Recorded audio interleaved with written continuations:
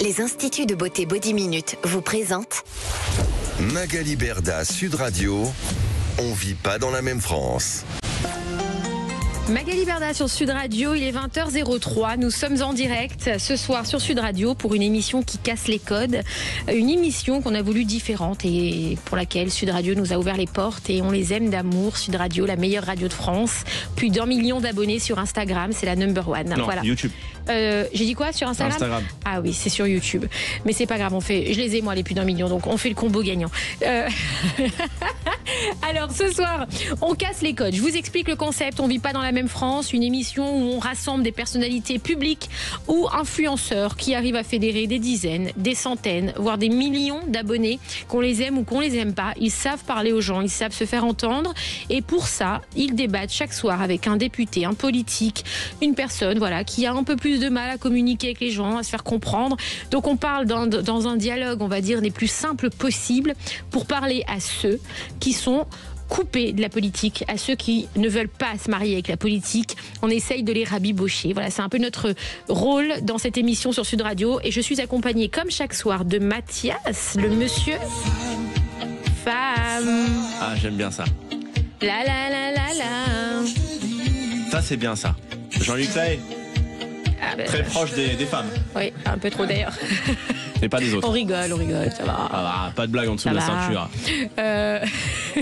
Comment ça va? Bah écoute, on essaie de détendre un peu l'atmosphère parce que ce soir, on a un débat.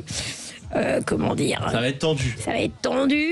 Ce soir, on reçoit alors 2 personnalités très tendues à la base. On reçoit Franck Tapiro, publicitaire français, qui va débattre avec Thomas Guénolé, politologue. La paix entre Israël et la Palestine est-elle possible? Voilà, donc vous pouvez réagir sur les réseaux sociaux. Mathias, fais-nous le petit récap. Alors, les réseaux sociaux, il y a le live Instagram qui est géré ce soir par Jules, le cousin de Magali. @Magali Berda. On a le Twitter de l'émission X. Nous, on dit Twitter parce qu'on est des anciens Sud Radio. Mais des vieux. On a le Twitter Sud Radio et le YouTube Sud Radio, le live aussi. Mais venez sur le live Instagram de Magali, il y a plus de monde. Ah bah oui, ça commence à arriver sur le live Instagram là, Jules. On a Jules qui ce soir est notre thermomètre Instagram. Voilà, il va prendre la température des réseaux sociaux. Mathias va vous lire, donc vous pouvez participer. Relayer. Alors ce soir, on veut un débat, s'il vous plaît, en bienveillance, en politesse, en respect, en correction. Je le dis parce qu'on sait très bien que c'est un sujet qui est assez compliqué, parce que ça met tout le monde en tension, ce qui est normal, ça émeut tout le monde. Et du coup, c'est souvent difficile de pouvoir dialoguer. Et on a lancé ce pari, voilà, de prendre 2 personnalités très impliquées émotionnellement, d'un côté comme de l'autre, pour essayer de les faire peut-être se comprendre. En tout cas, j'espère qu'à la fin de l'émission, ils se serreront la main, et j'espère qu'à la fin de l'émission, on aura notre petite photo, comme on l'a tous les soirs avec Mathias, devant le photocall de Sud Radio, pour dire que voilà, on peut faire des efforts, on peut essayer de se parler, tous se comprendre. Donc ce soir, on reçoit d'abord Franck Tapiro qui est arrivé parce que Thomas Guénolé est bloqué dans les embouteillages, mais il arrive. Alors Franck Tapiro, tu es l'un des grands noms de la communication française. J'ai tenu à t'avoir ce soir parce que tu es très impliqué aussi émotionnellement dans ce conflit israélo-palestinien. Tu es un publicitaire, c'est aussi être un influenceur, la publicité. C'est pour ça que je t'ai choisi. Tu es créatif, visionnaire dont l'audace et la sensibilité ont façonné des campagnes devenues emblématiques. Faut le dire quand même, parce qu'on te voit beaucoup là depuis, malheureusement depuis le 7 octobre sur les plateaux pour parler d'Israël et défendre cette cause. Mais tu es avant ça un publicitaire. Les gens ne te connaissent pas forcément avec ton métier de base. Vous avez notamment signé la campagne Newt pour Ikea. Pour Ikea en 2011, et tu as été l'un des conseillers de Nicolas Sarkozy aussi jusqu'en 2007, c'est ça? Jusqu'à la victoire. Il est sorti là, ça y est. Il était là. Il a fait du sport hier. Oui, mais ça fait du bien quand même de le revoir sortir d'une prison dans laquelle il n'aurait jamais dû être emprisonné, mais ça c'est pour la petite histoire. Oui. Alors, sur le plan politique, tu as pris position fermement en faveur de l'État d'Israël, rejetant toute reconnaissance précipitée de l'État de la Palestine. Sans condition. D'accord. C'est important. Alors, tant que les groupes armés ne déposent pas les armes. C'est ce que tu voulais. Alors, c'était à l'époque, les conditions, c'était d'abord libérer les otages, c'était déposer les armes, c'est sortir de la bande de Gaza et pousser l'autorité palestinienne, qui n'est pas Gaza, mais en Judée-Samarie ou Cisjordanie, on en parlera aussi, à se réformer. Ce qui est compliqué, puisqu'il y a le même président depuis 20 ans, qui n'a fait aucune élection, qui ne veut pas se réformer, et qui n'est même plus, on va dire, leader chez lui, puisqu'il représente à peine 15% des votes si demain il devait y avoir une élection en Judée-Samarie. Alors, avant de parler de la thématique de ce soir, je voudrais savoir comment on sait qu'on a un bon slogan pour une marque. Franck Tapiro. Moi, je suis ce qu'on appelle un fils de pub. Oh, j'ai eu peur. C'était très gênant. J'ai eu très peur là. J'ai eu Parce que les autres termes, on en connaît. En tant que créatif, si je commence pas par un slogan, c'est que je suis à côté de la plaque. Donc, un fils de pub, c'est quoi? C'est Séguéla, Jacques Séguéla, mon maître, mon père spirituel, qui a inventé ça dans les années 80. C'est pas seulement un créatif, c'est un créatif qui arrive à faire parler les marques, qui arrive à leur donner un langage et qui arrive à leur faire toucher le cœur des gens. Parce qu'en fait, c'est ça la publicité. C'est pas un slogan seulement pour amuser la galerie ou pour faire vendre, c'est d'abord pour créer une émotion. S'il n'y a pas d'émotion, il n'y a pas de publicité. Donc c'est vrai que c'est un métier fabuleux. Et en fait, à chaque fois qu'on donne un brief, c'est quoi? C'est une contrainte. Et en fait, c'est très simple, la créativité, c'est trouver une solution à un problème. Une idée par rapport à une contrainte. Et plus il y a de contraintes en général, plus on doit trouver une bonne idée. Un exemple, bon, il y a Newt, il fallait relancer la marque Ikea qui était massacrée dans les médias. Je te rappelle, il y a plein de scandales dans début des années 2000 à 2011. Et il fallait tout d'un coup faire quelque chose qui surprenne un peu les gens, qui rappelle l'ADN d'Ikea. C'est le plaisir, c'est de pouvoir s'acheter des meubles pas chers qu'on peut monter soi-même et changer de son quotidien. Newt, c'est un mot que j'ai trouvé dans la langue suédoise. Je te rassure, à l'époque, il n'y avait pas de chat GPT. Ça veut dire quoi, Newt? Newt, ça veut dire kiffer, ça veut dire se faire plaisir, c'est enjoy. C'est l'équivalent de enjoy en suédois. D'accord. Et donc je me suis dit, on va lancer un mot en suédois. Les gens vont apparemment pas comprendre, mais il y avait tellement une communication émotionnelle derrière. Il y a un engouement, ouais. On va leur faire entrer ça. Et puis j'ai créé un jingle. D'ailleurs, c'est moi qui chante dedans. Je sais pas si tu te rappelles. C'est C'était un petit jingle. Il y a que des chanteurs à chaque fois sur Sud Radio. Oui. En fait, à la base, c'est mon métier, la musique. Et donc voilà. Et donc j'avais créé ce jingle en disant de toute façon, les gens qui comprennent ou pas, c'est pas le problème. Il faut qu'ils aient l'émotion et qu'ils cherchent à savoir ce que ça veut dire. Et toute la communication leur expliquer que Ikea, c'est ça. Et on vit pas dans la même France, c'est un bon slogan ou pas? Pardon? On vit pas dans la même France, c'est un bon titre de radio? C'est bien parce que vous savez qu'on vit pas dans la même France, c'est un peu un pléonasme parce que la France a toujours été une terre de diversité. Moi, la France, je l'appelle le paradoxe paradise. C'est un autre de mes slogans. Et c'est vrai qu'on n'est jamais d'accord en France, c'est ce qui fait d'ailleurs notre personnalité. Un autre slogan qui était aussi basé sur une contrainte terrible, fin des années 90, le journal Le Parisien, qu'on appelait encore Le Parisien Libéré, c'était un journal pourtant qui était une référence dans le monde du journalisme, on l'appelait la Bible de l'information, mais une très mauvaise image auprès des jeunes, parce que c'était un journal qu'on trouvait sur les comptoirs, du café, etc. Et donc, il y avait un déficit et un décalage entre la qualité, avec cette extraordinaire rédaction et l'image catastrophique du journal. Et donc j'ai fait une petite pirouette, une prise d'aïkido, et au lieu de parler du journal, de la qualité, ce que tout le monde aurait fait, oui, mais on a des super journalistes, ils sont 400 et on fait des super articles. Je me suis dit, mais on ne croira pas parce que l'image est mauvaise. Donc j'ai pris uniquement le titre et j'ai fait une campagne qui s'appelle Le Parisien, il vaut mieux l'avoir en journal. Et c'était une façon de montrer des portraits parisiens épouvantables, en disant, vous voyez, ces Parisiens, comme dans toutes les grandes villes, on a commencé par nous, par Paris, les Parisiens sont des gros C, voilà. On va vous le démontrer, mais heureusement qu'on a le Parisien qui est extraordinaire. Et donc on n'a pas parlé du tout du contenu. On n'a pas parlé des journalistes. Oui, t'as dévié. C'est comme Magali, il vaut mieux l'avoir en photo. Exactement. Et nous, ça a marché. Et d'ailleurs, ça a explosé. Les jeunes se sont mis à aimer cette campagne. Et quand on aime une campagne, c'est un peu commencer déjà à acheter le produit. Et voilà, avant que Thomas Guénolé arrive et nous rejoigne et qu'on démarre ce débat, t'es un proche de Nicolas Sarkozy. Est-ce que t'as eu de ses nouvelles depuis ça? Alors, j'étais très proche de Nicolas Sarkozy jusqu'en 2007. Ensuite, on s'est un petit peu éloigné pour plein de raisons qui nous regardent. Mais j'ai toujours été... Pas du tout. Alors je te rassure, ce qui est intéressant, on m'a déjà posé la question tellement de fois, j'étais un ami de Nicolas Sarkozy et consultant à titre totalement gracieux. Et c'est ce qui m'a permis d'être son porte-parole jusqu'au dernier jour. J'étais pas en temps de campagne, j'étais pas dans l'équipe et je revendique vraiment ce positionnement parce que ça m'a permis de pouvoir militer pour Nicolas jusqu'au bout. D'ailleurs, il est tellement fort, Nicolas Sarkozy, même son conseiller ne le payait pas. C'était plus un ami qu'un rôle conseiller. Mais en revanche, j'ai toujours été proche de lui, surtout quand il allait pas bien, surtout ces derniers temps. Et je suis intervenu d'ailleurs dans les médias pour leur dire tout simplement que moi, je suis pas là pour refaire une décision de justice. 5 ans, 7 ans, 10 ans, c'est leur boulot. En revanche, mettre un président en prison alors qu'il l'a interjeté à appel, donc ça veut dire qu'il est présumé innocent. Pardon, regardez, présumé innocent, alors qu'aujourd'hui on a inventé la présomption de culpabilité. Ah, oui. Ok. Donc, on va dire il a été suspecté d'avoir fait une association de malfaiteurs, mais il est en appel. En appel, on est innocent. Et alors ? Eh bien, il y a 84% des Français qui vont en prison, parce que ce sont des dangers à l'ordre public, et 16% qui échappent. J'aimerais qu'on m'explique, et pour l'instant personne ne me l'a dit, pourquoi Nicolas Sarkozy est un danger pour la société. Et alors, vite, s'il était en liberté. 20 secondes, donne-nous une petite anecdote qu'on n'a jamais entendue sur Nicolas Sarkozy.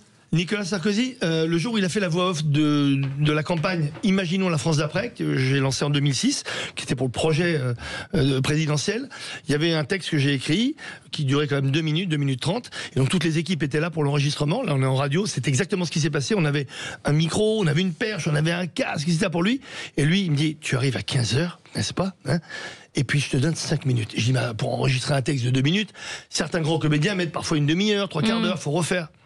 Il arrive à 15h, il fait bon, c'est là le micro. Il s'est installé, il a pris le texte, une prise, 2 prises, 15h04, il se lève, tout était parfait. Ce type est absolument incroyable parce que les gens pensent que c'est uniquement un grand politique, grand comédien, mais il a un talent de comédien, il s'est posé sa voix, il connaît, vous savez, toutes les chansons françaises par cœur, il est hypermnésique là-dedans. Donc c'est vrai qu'il a d'autres talents. Et en plus, il sait jouer au Monopoly. Il fait des petits tours, il ressort de prison comme ça. Ouais. Absolument, très très bien. Alors, sans passer par la case restez départ. avec nous sur Sud Radio. Thomas Guénolé, politologue, vient d'arriver en plateau. Et ce soir, il va débattre avec Franck Tapiro, publicitaire français.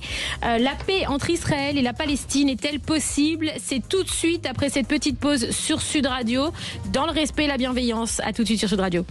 Sud Radio. Sud Radio. Parlons vrai. Parlons vrai. Sud Radio. Parlons vrai. Les instituts de beauté Body Minute vous présentent Magali Berda, Sud Radio. On vit pas dans la même France. Magali Berda sur Sud Radio, il est 20h17, nous sommes en direct de lundi au jeudi, de 20h à 21h, et aujourd'hui c'est jeudi, c'est le dernier soir de la semaine, vous allez me manquer, je vais penser à vous tout le week-end. Alors, non mais c'est vrai en plus, j'ai un grand vide le week-end. Hein, c'est vrai, il me manque quelque chose. Alors ce soir, on est là pour un débat qui est très sensible, parce que voilà, il touche beaucoup de monde, d'un côté comme de l'autre, c'est souvent un débat compliqué. La paix entre Israël et la Palestine est-elle possible ? Pour ce débat ce soir, je reçois Franck Tapiro, publicitaire français, qui va débattre avec Thomas Guénolé, politologue, qui vient de nous rejoindre. On a fait la connaissance pour ceux qui ne le connaissent pas. Français aussi alors. Comment ? Est-ce qu'il est français aussi? Bien sûr. Oui, et citoyen du Parce que monde. Bah vous avez oui. cité 2 fois français. Oui, pourquoi je dis publicitaire français ? Je sais pas, on a écrit ça. Moi, j'ai lu ce qu'on a C'est pour écrit. ça que Écoute. c'est totalement équilibré. Donc Oui, ça oui, politologue français. Donc du coup, C'est français, alors, madame, c'est la police française. voilà. Bref, papier. Thomas Guénolé, vous êtes politologue et intellectuel engagé, Merci. dont les travaux portent sur la mondialisation, la montée de l'extrême droite et les enjeux démocratiques.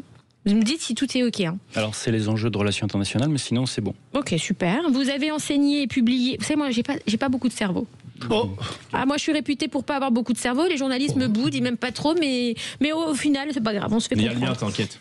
pensée Il y a mon limitante, cerveau. ça. C'est une pensée Tu dis limitante, Magali. Faut pas Il y a jamais mon dire ça. cerveau, t'inquiète pas, il y a mon cerveau. Ah ben on est sauvé. Alors, si on a le cerveau de Mathias, on est sauvé. Alors, vous avez enseigné et publié abondamment tout en intervenant dans les médias pour éclairer l'actualité politique. Vous n'hésitez pas à prendre des positions fortes, notamment en plaidant pour l'interdiction du Rassemblement national et en dénonçant les discours de haine. Sur le conflit israélo-palestinien, vous avez exprimé votre soutien à la cause palestinienne, un engagement humanitaire et symbolique visible. Vous êtes parti aussi sur la flottille. Tout à fait, oui, et j'ai fait de la prison récemment à Ketziot. Où ça ? À Ketziot, D'accord. le Guantanamo israélien. Ok. Le grand public a fait votre connaissance sur C8. Vous allez nous en parler après. Sur C8 avec Cyril Hanouna. Pourquoi vous n'êtes pas retourné dans TBT9 ? Je ne sais pas. Je ne sais pas, il faut demander à Cyril. Vous n'avez pas été rappelé ? On est resté en contact à titre amical, mais il ne m'a pas proposé de continuer avec lui sur W9. Mais vous lui avez demandé du coup ? Non, parce qu'en fait, vous savez, avec Cyril, ça sert à rien de poser ce genre de questions, parce que vous savez, avec Cyril, vous savez jamais quand ça va commencer, vous savez jamais quand ça s'arrête, et quand ça s'arrête, vous savez jamais si ça reprend et si oui quand. Donc moi, on m'avait prévenu longtemps, dès le démarrage, on m'avait dit. Ça peut s'arrêter n'importe quand et reprendre n'importe quand. Donc moi, je prends ça comme une donnée, et donc je lui demande jamais de revenir. Et juste, on est resté en très bon terme, c'est tout. Ah, on dirait moi et mon ex. N'importe quoi. On savait pas que vous allez reprendre. Vous êtes politiquement engagé pour un parti aujourd'hui ? Plutôt LFI ? Alors, je me suis promis en rentrant de détention, de recommencer à voter pour la France Insoumise, parce que j'ai trouvé les députés qui étaient embarqués dans la flotte et qui ont fait de la prison avec moi absolument exemplaires. Vous êtes parti avec qui ? Il y avait François Piquemal, par exemple, il y avait Emma Fourreau, députée européenne, il y avait Rima Hassan, bien sûr, députée européenne, et il y avait Mesmer qui était là aussi. Le magicien ? Non, Madame Mesmer, Marie Mesmer. Et donc, voilà, maintenant ce sont mes camarades de détention. Donc voilà, j'ai une raison beaucoup plus forte qu'avant de leur redonner mon vote, puisque je l'avais fait par le passé. Et vous n'avez pas envie de vous engager en politique avec eux ? C'est un de vos projets d'être peut-être un jour député à LFI ? Je ne sais pas, honnêtement. Je suis pas du tout. Ça veut dire oui. Je suis pas. Non, mais je suis pas du tout. En ce moment, je suis sur le fait de raconter l'histoire de ce qui nous est arrivé lors de la traversée de la Méditerranée et lors de l'emprisonnement. Et donc, mardi prochain, je suis sur scène au Théâtre de la République pour un seul en scène de théâtre documentaire qui s'appelle Un bateau pour Gaza.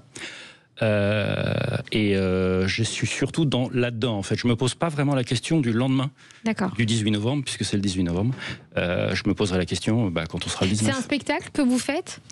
Alors, oui et non. C'est-à-dire que c'est pas un spectacle au sens où ce n'est pas une fiction. Bien un travail de mise en scène, mais tout ce que je raconte sur scène, c'est vraiment passé. D'accord. Par exemple, à un moment, tous les prisonniers des 40 nationalités différentes qui étaient là ont fait une émeute pour que 2 diabétiques auxquels on refusait leur insuline obtiennent leur insuline. Quand je le raconte, c'est pas une scène de film, ça s'est vraiment passé comme ça. Et quand vous faites ce spectacle, donc c'est un spectacle entre guillemets dans une salle, vous êtes dans une salle ? Oui, tout à fait, oui. L'entrée est payante ? Oui, bien sûr, ça s'appelle le République, c'est la salle de 120 places. Et 100% des bénéfices sont versés au fonds Urgence Gaza de Médecins sans frontières. D'accord. Voilà. Alors, vous avez embarqué donc en septembre 2025 sur la Global Sumud. Je ne sais pas si je le dis bien. Alors, ça se prononce Sumud. Sumud, ok. Mais, ça veut dire résilience, résiste. Okay. C'est plus fort que la notion de résistance. D'accord. C'est quelque chose qui est aussi un effort sur soi. Ok, donc Global Sumud Flotilla, une mission maritime humanitaire pour Gaza. C'était important pour vous de faire ce voyage ? Oui. Ça m'a été proposé par un médecin humanitaire qui s'appelle Hicham El Gawi, qui est déjà allé 3 fois à Gaza pour soigner des Palestiniens. Alors il y allait donc dans le contexte du génocide.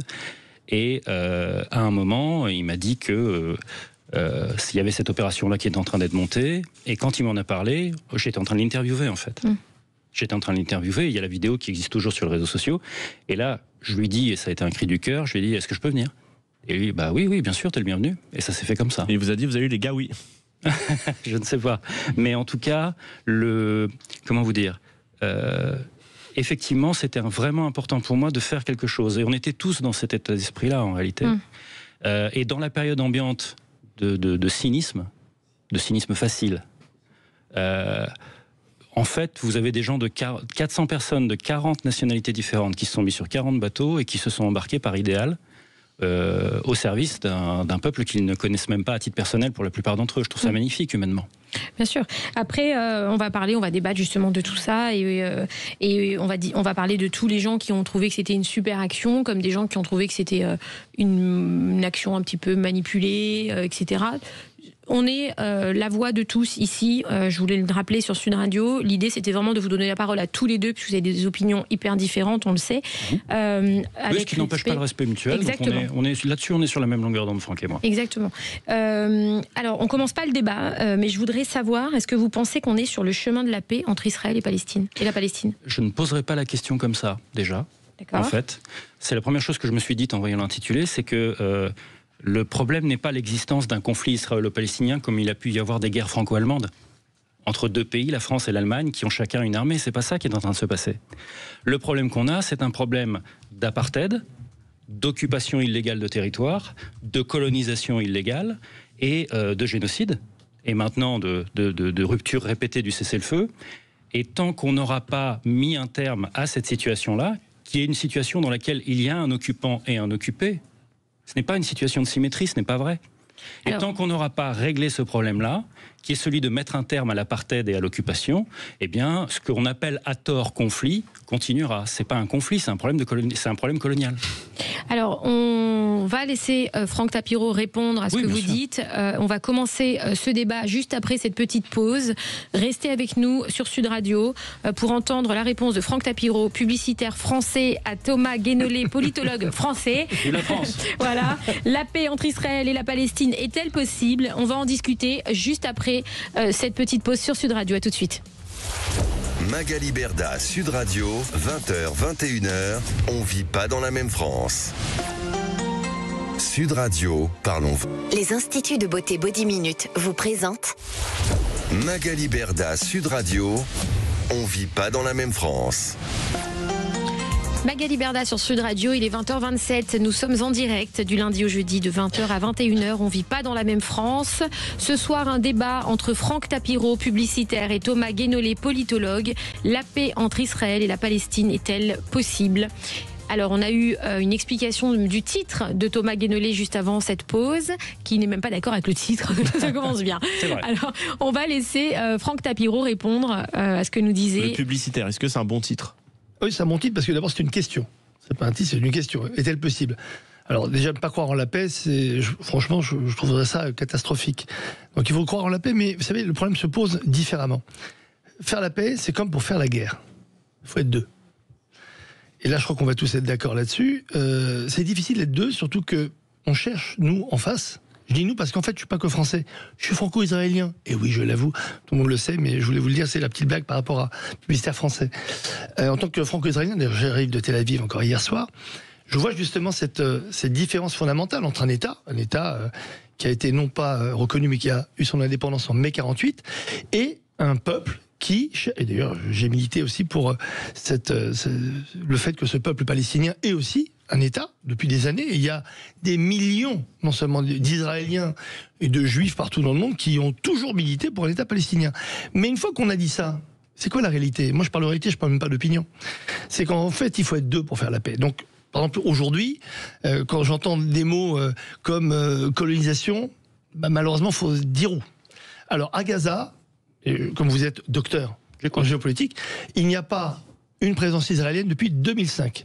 Et depuis 1995, vous le savez aussi, 75% du pouvoir était donné déjà au FPLP qui dominait Gaza. Donc déjà, colonisation et Gaza, zéro. C'est pas le FLP, enfin bon, allez-y. Le Hamas a été élu, mais en 2007. Non, mais 2006-2007. ok. Ensuite, en Cisjordanie, ce qu'on appelle Cisjordanie, ce qui s'appelait en fait Judée-Samarie. Ça a été d'abord supprimé par Adrien, ça c'était en 135, après une révolte. Et puis ensuite, en 48, ça a été récupéré par la Jordanie, qui avait annexé, qui l'a appelé Cisjordanie. C'est important d'expliquer ça aux éditeurs. Mais ça s'est toujours appelé Judée-Samarie. Dans Judée et Samarie, on va dire, il faudrait vraiment être d'une très mauvaise foi pour enlever toute présence juive à la Judée, par exemple. Bon, et Samarie, pareil. Qu'est-ce qui se passe ? Il y a 3 zones. Et ça, on ne l'explique pas, parce qu'on dit, oh, il y a une colonisation, mais où ? D'abord, il y a une première zone, la zone A, qui est gérée administrativement par l'autorité palestinienne, et la sécurité, pareil. Donc c'est l'autorité palestinienne qui gère ça. Ce sont toutes les grandes villes, comme Jénine, Ramallah, etc. Et là, ça correspond à peu près à 18%. Là, il n'y a pas de présence israélienne. Il y a une autre zone, la zone B, qui représente 22% du territoire, où il y a une administration de l'autorité palestinienne et conjointement, Israéliens et Palestiniens, parce qu'ils travaillent ensemble tous les jours, gèrent la sécurité. Et il y a la zone C, qui est une zone donc gérée par Israël, c'est 60% de ce territoire, et tout cela, ça a été fait quand ? Pas de façon arbitraire ou par colonisation, mais à la suite des accords d'Oslo de 1995. Donc encore une fois, quand on parle de colonisation, on parle pas de ça, nous là-bas on parle d'implantation, voilà, parce qu'on ne peut pas être colon chez soi déjà. Maintenant il y a des incidents. Vous n'êtes pas chaud. Attendez, maintenant évidemment il y a des incidents comme partout, mais des incidents qui n'ont rien à voir, par exemple, parce qu'il s'est passé le 7 octobre. Quand j'entends des gens, pour minimiser le 7 octobre, qui parlent, oui, regardez les colons israéliens, d'abord il faut définir dans quelle zone, comme je viens de le faire à l'instant. Donc chez eux, on ne peut pas être colon. Donc dans 60% de la Judée-Samarie, il n'y a pas de colons, puisqu'ils sont chez eux. Est-ce que Thomas Guénolé, ils sont pas chez eux, je le répète, mais est-ce que Thomas Guénolé, pour vous, les Juifs qui... Moi aussi, je pose des questions. En fait, pardon, moi je suis pas toutes les chaînes de médias. Voilà, moi je parle parce que moi, zone A, zone C, je trouve que c'est les vacances scolaires. Non, mais ça se passe comme ça. J'ai une question. Pour vous, les Juifs qui vivent aujourd'hui en Israël, pour vous, n'ont pas le droit de vivre en Israël ? Là, on parlait de la Cisjordanie, et je vous confirme qu'ils n'ont rien à faire en Cisjordanie, mais c'est pas moi qui le dis en réalité. Non, moi ma question c'est aujourd'hui un juif qui est à Tel Aviv. Pour vous, il n'a pas le droit d'être à Tel Aviv ? Ça dépend déjà, est-ce qu'il a la nationalité israélienne ? Alors, s'il a la nationalité, est-ce qu'il a la nationalité israélienne ? Un juif qui est israélien, qui est à Tel Aviv, est-ce que pour vous, il a le droit d'être à Tel Aviv ? Ah, mais je vais même aller plus loin que ça. Je pense que la totalité des habitants d'Israël et de Palestine doit vivre dans le même État, avec les mêmes droits et les mêmes devoirs. Moi, c'est ma position. Je suis pour un seul État multiculturel. Ça, c'est moi ce que je préconise.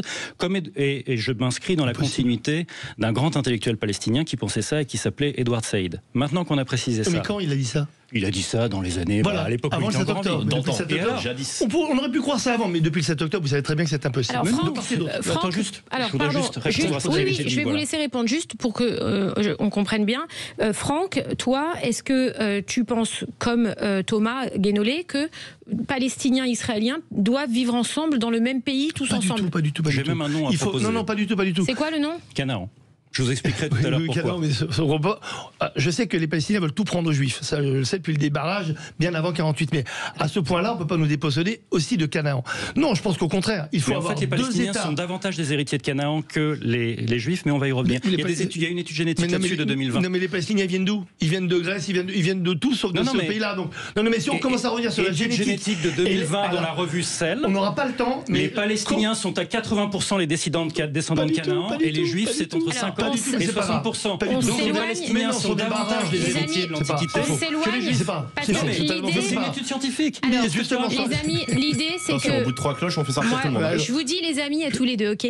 Les amis, l'idée c'est que les gens qui nous regardent, notre public à nous, comprennent. Moi, j'ai pas le même public, et c'est le but de cette émission, que certaines autres chaînes. Donc, ma question, c'est très simple. Attends, je vais juste terminer pour qu'on se positionne et qu'on comprenne tout. Toi, t'es pas pour que tout le monde vive ensemble ? Attends, j'ai dit 2 États qui vivent en paix, l'un à côté de l'autre. Oui, 2 États et séparés. Qui reconnaissent l'autre. Les Palestiniens n'ont jamais reconnu l'État d'Israël et n'ont jamais reconnu son droit d'abord d'existence et en sécurité. Mais si, les accords d'Oslo. Mais les accords d'Oslo, qu'est-ce qu'on en a fait des accords d'Oslo ? Mais c'était dedans, ça a été signé. C'était dedans. Alors maintenant, j'ai une question à poser. Et Arafat a eu le prix, ce que j'appelle Chantal Nobel. Moi, j'ai une question à poser. Il a tout trahi, et tu le sais très bien. Il a trahi tout le monde. D'ailleurs, même Clinton le dit, qu'il l'a trahi. Il avait tout pour faire un État, et il a refusé. J'ai dit qu'il faut enlever le prix Nobel quand tout à l'heure, vous m'avez posé la question, quand je vous ai dit, est-ce qu'un juif israélien peut vivre à Tel Aviv ? Vous m'avez dit, ça dépend s'il est israélien ou pas. Alors, est-ce que, maintenant je vous pose une question, est-ce qu'un juif tout court peut vivre à Tel Aviv du coup ? Parce que vous avez l'air de faire une différence entre les deux. Ah oui, bien sûr, c'est-à-dire qu'en fait, mais pour moi, cette question-là est secondaire par rapport à qu'est-ce qu'on fait avec la population qu'on a déjà. On va y venir. Oui, avec la population qu'on a déjà. Parce que si vous voulez me poser des questions sur des habitants supplémentaires qui viendraient dans un futur hypothétique, alors qu'on est en train de parler dans un contexte de génocide palestinien. Mais c'est vous qui avez fait cette différence tout à l'heure quand je vous ai posé une question. C'est vous qui m'avez posé la question. Est-ce que c'est israélien ou pas ?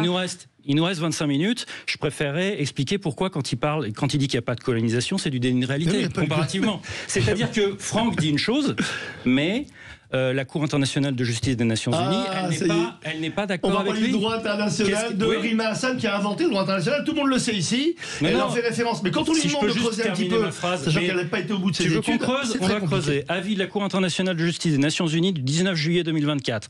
Gaza, la Cisjordanie et Jérusalem-Est, c'est pas chez toi, c'est la Palestine. Deuxièmement, l'occupation israélienne des territoires que je viens de lister est intégralement illégale. La Cisjordanie est en état d'apartheid, même décision, et tous les soldats israéliens et tous les colons, je termine, israéliens, doivent partir. C'est dans l'avis de la Cour internationale de justice. Tu peux être en désaccord avec eux. Non, mais heureusement que j'ai fait le petit cours, préalable sur les zones A, zone B, zone C, qui est fondamental. Sinon, on ne peut pas comprendre ce qu'est la Cisjordanie ou la Judée-Samarie. Donc la Cour internationale de justice la seule preuve aujourd'hui d'apartheid en Cisjordanie, je vais reprendre le terme utilisé, c'est un énorme panneau en arabe avec marqué que les Juifs sont interdits dans la zone A. Voilà. Il n'y a jamais eu de l'histoire d'Israël, jamais, un écriteau, une loi, une décision gouvernementale ou étatique contre les Arabes. D'ailleurs, je rappelle que sur les 9 millions d'Israéliens, il y a 2 millions d'Arabes qui vivent, d'ailleurs, mais non seulement avec les mêmes droits, mais puisque avec les mêmes droits. C'est pas vrai. La loi sur l'État-nation de 2018. Mais c'est absolument. Les Arabes israéliens ont les mêmes droits. D'ailleurs, il n'y a aucune distinction entre les citoyens. Dans la loi. Mais c'est totalement faux. Il n'y a aucune distinction. Ils vivent avec les mêmes droits. D'ailleurs, je fais des vidéos à chaque fois que j'y vais où on filme. Moi, j'ai une question. Des femmes voilées. On filme l'appel du muezzin qui n'existe pas en France pour montrer que l'état d'apartheid où les Arabes vivent tellement bien. Moi, j'ai une question. Seul le peuple juif a le droit à l'autodétermination nationale. C'est dans la loi sur l'État-nation de 2018. Absolument. Ça exclut expressément les Arabes israéliens. Mais ça n'a rien à voir. Excusez-moi, on vous comprend pas. Il y a des routes réservées aux Juifs en Cisjordanie. Comment t'appelles ça? On vous comprend pas. Ce sont l'autorité palestinienne et les Israéliens qui conjointement ont décidé de cela pour éviter. Mais tu le sais très bien. Puis la zona. Les amis, je suis pas là-bas. On est dans l'état de Magali. Filmé par toutes les caméras. Et tu le verras. Alors, je vous explique. Je voudrais comprendre. Tu dis, Franck, qu'en Israël, donc, les Arabes et les Juifs vivent totalement ensemble sur un pied d'égalité. 7 millions et 2 millions, absolument. Alors, Thomas... C'est incroyable, c'est faux. Thomas, on va se tutoyer Thomas. Thomas, tu nous dis que c'est faux. Alors moi, j'ai une question à poser à Thomas. J'ai une question à poser à Thomas. Est-ce que tu es déjà allé en Israël? Alors oui, puisque j'étais dans la prison de Ketzion il y a encore quelques jours. Excuse-moi, je suis allé en Israël. Oui, non mais alors j'étais dans le Negev, figure-toi. On va parler de ça. On va parler de ça après. J'ai fait mon alia du coup. Non, Thomas, on va parler de la flottille. Est-ce que tu t'es détendu en Israël? Attends. Non, j'ai été tabassé. Ma question c'est, à part cette histoire de flottille, on en parlera après. Est-ce que tu es déjà allé visiter l'État d'Israël? Est-ce que tu es déjà rentré dans ce pays? Est-ce que tu as déjà vu comment vivaient les Arabes et les Juifs ensemble? Moi, c'est ça ma question. Ah non. Voilà. Et alors? Mais non, mais c'est important de le dire quand même. Moi, personnellement, je ne sais pas ce qui se passe. Je ne peux pas Enfin, en fait, quand je ne vois pas, tu sais, c'est difficile de dire. Bien sûr, je sais lire. Tu peux lire des rapports mais tu peux écrire aussi n'importe quoi. Non, Amnesty n'écrit pas n'importe quoi. Et l'ONU non plus. Je parle pas d'amnistie. Je parle qu'on peut écrire n'importe quoi, qu'on peut lire n'importe quoi. Non. Moi, ce que je voulais savoir, c'est si tu l'avais déjà vu. Mais justement, quelqu'un qui va se déplacer sur place à titre personnel ne verra pas nécessairement autre chose qu'une ONG qui bosse là depuis 20 ans, 30 ans, 40 ans. Donc non, je ne peux pas recevoir cet argument qui est juste parce que j'ai foutu les pieds une fois à Tel Aviv. C'est pas un argument, c'est une question. Voilà. Moi, je te pose une question. Ma réponse, c'est ça. Il y a des gens qui travaillent là-dessus, donc c'est le métier. Il y a un fait très simple, et moi j'y vais très souvent, j'y étais d'ailleurs il y a 2 jours. À la Knesset. J'étais en vacances à Tel Aviv, tout va bien. Alors Franck, de même niveau, je pose la même question. Est-ce que tu es déjà allé en Palestine? Dans les zones, parce que tu dis qu'il y a des zones où les Juifs peuvent aller. Je peux y aller, mais quand on me met interdit aux Juifs, je peux pas y aller. Non, mais dans la zone, tu nous expliquais tout à l'heure qu'il y avait des zones. La zone C, bien sûr. Donc là, est-ce que tu es déjà allé en zone C? J'étais encore il y a 2 mois, je vais y retourner dans 1 mois, mais bien sûr j'y suis allé. Mais enfin. Et la zone B, tu me disais que tout le monde vivait ensemble. Non, la zone B, non. Ce sont des villages ruraux palestiniens qui sont gérés administrativement par l'autorité palestinienne et la sécurité conjointement parce qu'ils travaillent ensemble. Pour preuve, l'autorité palestinienne et Tsahal pour gérer la sécurité de cette zone B. Mais la zone C, on est en Israël.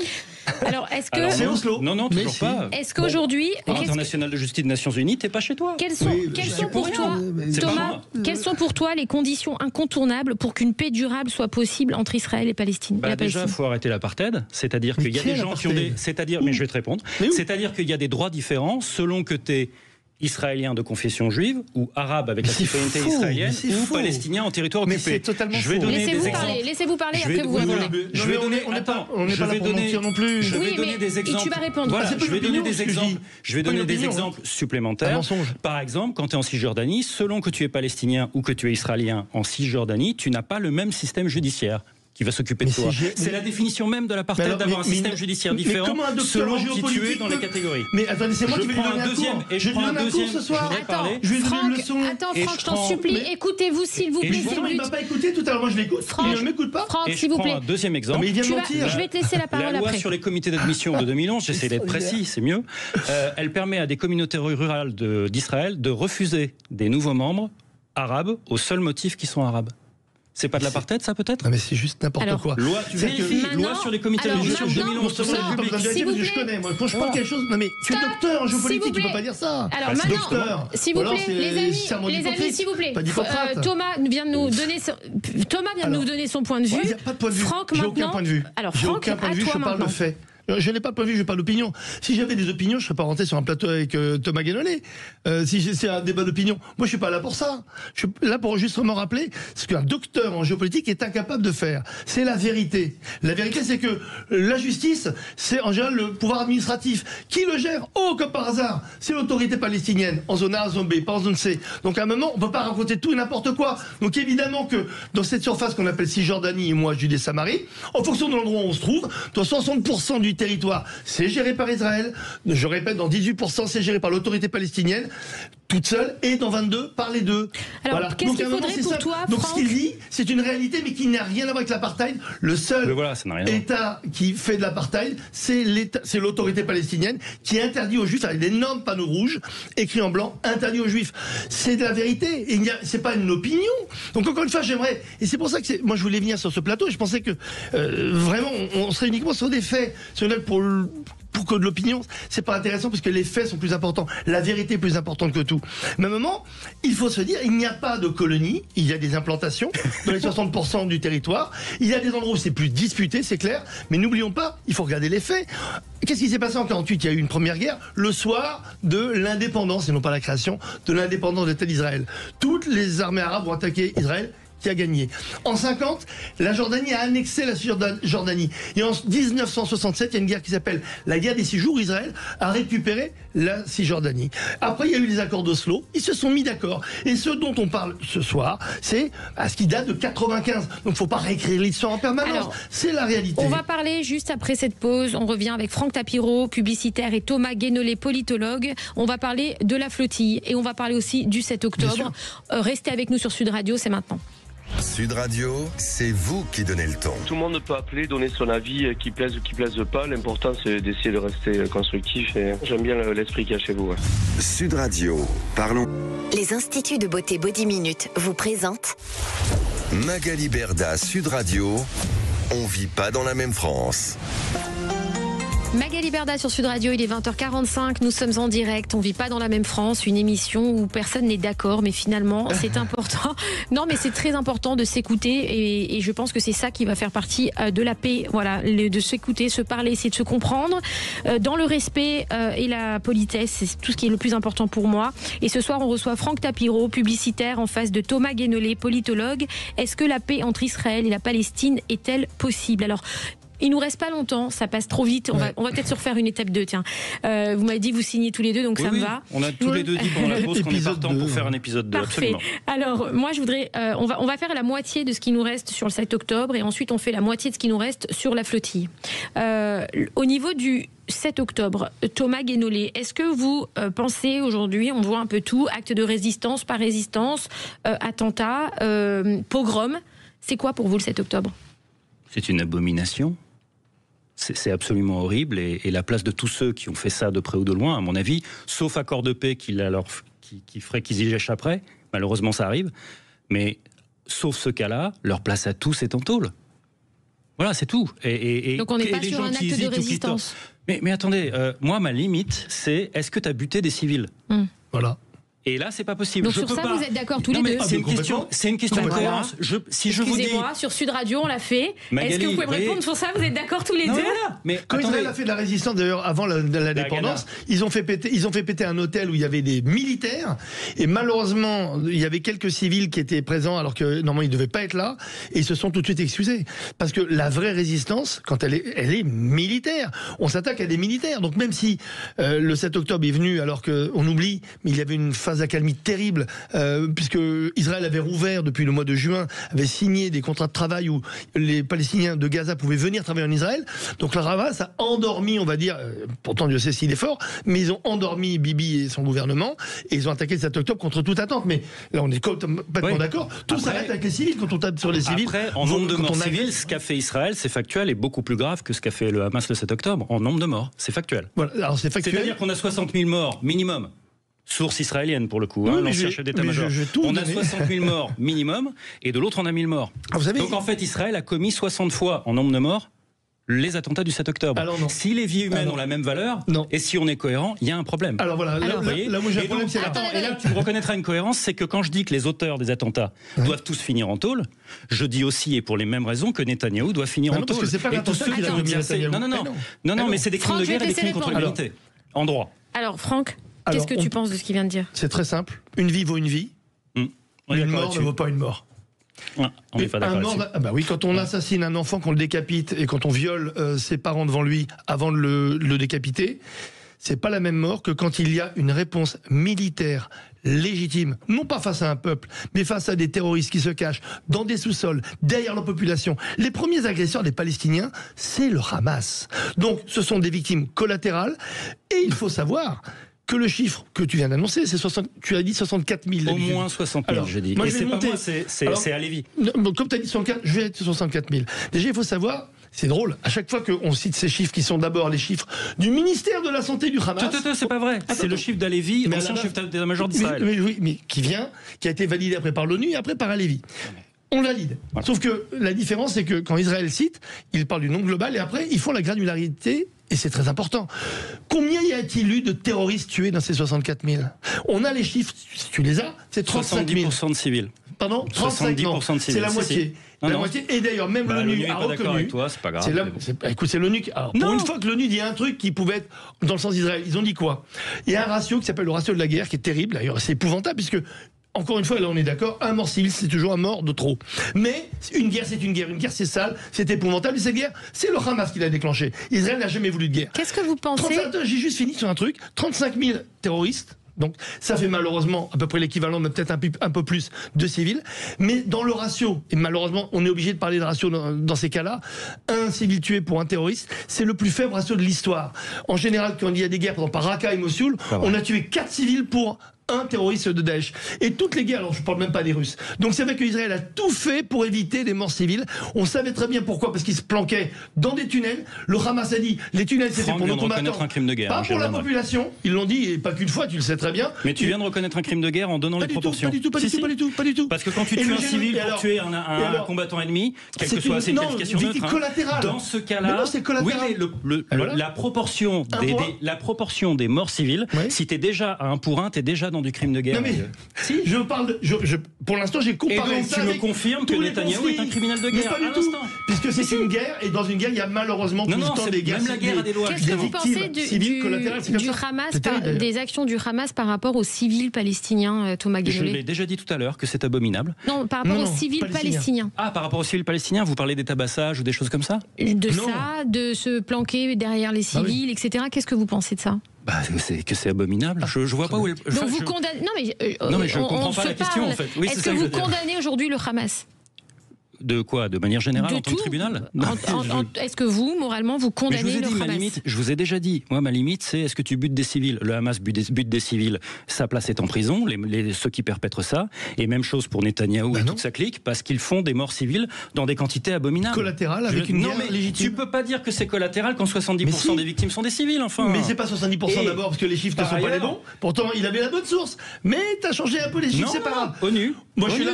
Tu peux dire que l'ONU raconte des conneries. Non, mais il faut savoir. Proportion de civils. Moi, je parle des chiffres. ONU sur la proportion de civils. Alors, écoute, je vais te dire, ça n'a jamais été ça. Il y a 35 000. D'accord, 64 000. Le bureau de coordination des affaires humanitaires de l'ONU. Écoutez-vous. Il y avait 29 000. Donc, attention, 29 000. Et on enlève 6 000 morts naturelles. Donc, en vrai, il y a, et c'est toujours trop, je le répète, à chaque fois depuis 2 ans, à peu près 20 à 25 000 civils. C'est trop, c'est épouvantable. Mais arrêtons de parler de génocide, parce qu'un génocide, déjà, c'est extraordinaire. Il faut une attention. Parler de génocide, t'as dit ça ? Il n'y a jamais eu Amos de génocide. Goldberg, historien israélien à l'université hébraïque de Jérusalem, il dit que c'est un génocide. Omer Bartov, historien israélien, spécialiste de la Shoah, il dit que c'est un génocide. Rafi Segal, historien israélien, spécialiste de l'Holocauste, dit que c'est un génocide. J'en ai d'autres. Il n'y a pas eu d'opinion. Là, tu parles d'opinion. Moi, je parle de faits. Et l'ONU dit que c'est un génocide aussi, d'accord. Et alors, on va parler de ton droit international, parce que c'est extraordinaire. C'est toi qui devrais être, justement, docteur. Alors, quand il y a un génocide dans l'histoire, il y a toujours eu d'abord, première chose, une intention claire, écrite et complètement assumée et avouée des dirigeants des États Donc, on parle d'Hitler, on parle d'autres grands génocides qu'il y a eu à travers le temps. Donc, il y a eu déjà une intention. Deuxième intention, une intention militaire. C'est-à-dire qu'il faut que tous les briefings faits à tout l'état-major, et ça serait tellement facile vu le nombre de militaires de gauche qu'il y a eu anti-Netanyahou, et ça tu le sais, ça aurait été très facile de trouver une preuve, une seule. Alors que ça a été l'inverse pendant les 3 semaines après le 7 octobre. Au contraire, l'état-major a préparé les jeunes à quoi? C'est faire une riposte, mais qui ne soit pas une vengeance. Il y a des dizaines d'écrits, il y a des briefings, et il y a toutes les preuves. Mais ça, l'ONU n'en parle pas, parce que ça joue contre son narratif. Donc, encore une fois, c'est très important de montrer que quand on fait encore une fois, quand Israël se défend, ils ont tout fait. Ils ont envoyé des millions de tracts, des SMS. Ils ont tout fait pour évacuer les populations. Mais le téléphone ne place plus, mais à part ça, c'est cool. Ne rit pas, c'est terrible. Non, je trouve ça très terrible. drôle. C'est terrible, ils l'ont fait. Imagine, ils ont tout tu es fait. au 5e étage chez toi, tu reçois un SMS, tu vas te prendre une bombe dans la gueule dans 5 minutes. Tracts, ils ont été prévenus. Oui, ok. Est-ce que tu imagines qu'une armée comme Israël, qui est évidemment aujourd'hui l'armée la plus efficace... Elle m'a volé mon alliance, ton armée la plus morale du monde. S'ils avaient vraiment voulu faire un génocide, mais t'imagines, ils auraient envoyé 1000 combattants se faire tuer. Sur la flottille. Et les viols dans les prisons, c'est l'armée la plus morale du monde aussi. Les viols dans les prisons, c'est l'armée la plus morale du monde. C'est totalement faux. C'est faux. Alors la procureure s'est fait arrêter pour fabrication de fausses preuves la semaine dernière. Et oui, elle a même fait une tentative de suicide. Désolé pour toi. Voilà encore une fake news. Non mais c'est pas normal, Thomas. Que je comprenne bien. Donc le fait que les viols dans les prisons soient documentés qui avait accusé une dizaine d'années au moins. Désolé Thomas, désolé pour toi et tes amis. Non mais je te parle pas de cet épisode de procureur. C'est toi qui en as parlé. On comprend rien les amis. S'il vous plaît, on comprend rien. Il nous reste 3 minutes. C'est dommage de priver les auditeurs de ce beau débat. Ils ont fait croire qu'il y avait des viols dans les prisons israéliennes. Ils ont fait croire, c'est faux. La procureure est en prison, elle a avoué, elle a même tenté 2 fois de se suicider. On a retrouvé toutes les preuves. Montées de toutes pièces pour faire croire qu'il y avait des viols dans les prisons israéliennes, ce qui est faux. Désolé Thomas. Les aveux, tu sais, quand on fait signer un papier en me disant, tu sais que moi on a essayé de me faire avouer des trucs. Mais arrête, c'est pas ça du tout. Alors justement, s'il vous plaît, il nous reste... Ça suffit, s'il vous plaît, stop. Ici vous êtes chez moi. Oui, c'est vrai. Vous vous taisez. Merci de ton invitation. On adore. Ouais. Ah, j'adore être une femme comme ça. Alors, une femme de poigne. Alors, Thomas, je veux qu'on parte sur cette détention et la flottille. Il nous reste 2 minutes 30, les amis, si vous voulez. Oui, mais c'est passé trop vite. Mais on va se refaire une étape 2 parce que je trouve ça très intéressant et c'est constructif. Et peut-être qu'on fera avancer les choses un jour parce qu'on la veut, cette paix. On la veut tous. Donc, Thomas, et la paix, ça se fait avec des gens pas d'accord. Hein. C'est bien qu'on soit en face les uns les autres. Voilà, exactement. Thomas, raconte-nous un petit peu cette flottille en 1 minute, s'il te plaît, pour qu'après Franck puisse répondre. En 1 minute ? Ouais. Ce qui t'a le plus marqué aujourd'hui dans cette détention, qu'est-ce qui t'a le plus marqué ? Quand je me suis fait casser la gueule sur le quai d'Ashdod par un officier de la sécurité nationale de Ben Gvir, c'est probablement ce qui m'a le plus marqué, oui. Ou alors, quand on a été la majorité des détenus du camp de Ketziot à entrer en grève de la faim, ça m'a marqué. Le moment où ils nous ont collectivement privés de tout médicament possible, par exemple. Ou le moment... Combien de temps t'as fait la grève de la faim ? Les 4 jours, puisque c'était 4 jours de détention. Bah oui. Ah, c'était pas 24... je sais pas... non, moi j'ai fait 4 jours de... Peut-être que j'ai eu de mauvaises informations. Non, j'ai fait 4 jours de grève de la faim. J'ai pas fait la grève de la soif parce qu'au bout de 4 jours, en fait, tu peux mourir. Et j'étais absolument convaincu que le gouvernement français ne bougerait pas assez vite et que donc je serais mort à l'heure où je vous parle. Donc, par ailleurs, dans les choses qui m'ont marqué, il y a cette émeute de tous les détenus pour exiger de l'insuline immédiatement pour les 2 détenus diabétiques à qui on refusait leur insuline et qui donc étaient en danger de mort. Ça m'a marqué, effectivement. Il y a peut-être aussi le moment où on tapait sur les cloisons du fourgon, des fourgons où on était retenus captifs à 5 mètres de l'entrée de l'aéroport où on était censé prendre l'avion pour rentrer en Europe. Et où on tapait dans les cloisons parce qu'on était en train d'étouffer parce qu'il faisait plus de 40 degrés à l'intérieur et que pendant ce temps-là, les gardiens étaient en train de danser à l'entrée de l'aéroport au rythme de nous, en train de taper les cloisons parce que ça les faisait marrer. Ça m'a marqué. Franck, si tu veux le mot de la fin, du coup, parce que... Déjà, désolé, mais une grève de la faim, c'est une famine organisée par toi, pour toi, sur toi. Alors la seule famine organisée dans cette affaire, c'est celle par Netanyahou et c'est un crime contre l'humanité. Non, je parle de toi, je suis désolé. Donc, mais... tu as décidé tout seul de faire une grève de la faim et je respecte ton choix, je respecte aussi ton émotion qui est la tienne. Donc ne compte pas sur moi pour mettre en question quelque chose. Mais ça me va. Il est clair que ça correspond pour moi à une garde à vue, à peu près une garde à vue comme en France en 48 heures. Non, on torture pas. C'est un risque, parce que c'est pas la police et l'armée. Quand tu prends le risque, à un moment, la flottille, que j'appelle la flopille, qui était un coup de com' extraordinaire, ça au moins faut le reconnaître parce que c'était un succès en com'. Mais c'est quoi la flottille ? On arrive dans un pays en guerre, le pays prévient que quoi qu'il arrive, ils se font tous arrêter, mais ils y vont. Donc c'est une forme de provoque. Donc ils y vont. Ils se font arrêter. Elle a été violée, mais sa jupe était trop courte, vous comprenez. Mais quand tu te fais arrêter par des militaires en temps de guerre, déjà, tu es revenu, excuse-moi, mais même si tu as, je peux comprendre ton traumatisme, mais déjà, tu n'as pas un nez cassé, tu n'as pas de bleu, ou alors peut-être que tu as pris des photos, parce que tu parles de torture, c'est grave quand on parle de torture. Tu parlais de viol tout à l'heure, tu parlais de torture, j'espère que tu as des preuves. Moi, j'ai pas été violé. Non, mais j'espère que les torturé amis, non plus. Les amis, je suis obligée de rendre l'antenne. On est obligé de rendre l'antenne. Quand on va provoquer l'armée israélienne, on est en direct. On a été violé parce que la jupe était trop courte. Ce que je vous propose, il y a un risque. Il faut qu'ils acceptent le risque. Franck Tapiro, Thomas Guénolé, je vous propose et je vous réinvite tous les deux pour continuer cette discussion sur la flottille parce qu'on n'en a pas assez parlé. Donc je vous réinvite, on va se mettre d'accord sur la date pour la semaine prochaine. Voilà, merci à vous deux. Merci de vous être quand même respectés. Merci d'avoir. C'était un peu sportif, mais ça s'est bien passé. On se retrouve lundi à 20h sur Sud Radio. Tout de suite, vous retrouvez les clés d'une vie avec Jacques Pessis et son invité, le chanteur Salvatore Adamo. Et moi, je vous dis à très vite, enfin du moins à lundi, et on continue ce débat la semaine prochaine avec Thomas Guénolé et Franck Tapiro. Très belle soirée sur Sud Radio. Merci à vous deux. Magali Berda, Sud Radio, 20h, 21h. On vit pas dans la même France. Avec Body Minute. Sud Radio. Sud Radio. Parlons vrai. Sud Radio. Parlons vrai.